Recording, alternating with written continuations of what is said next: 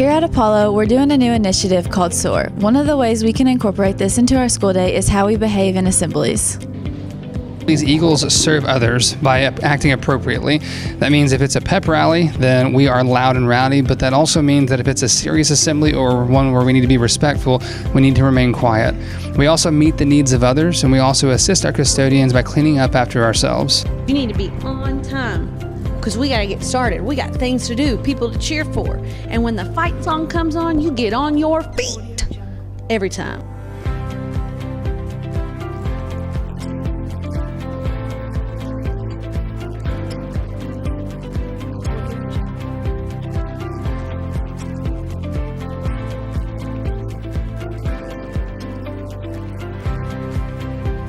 Are at assemblies, whether it be in the auditorium or in the gym, it's really important that you show responsibility, that we listen to our guest speakers diligently, that we're focused, we pay attention, that we are interacting with them. If we have questions, make sure that we ask appropriate questions.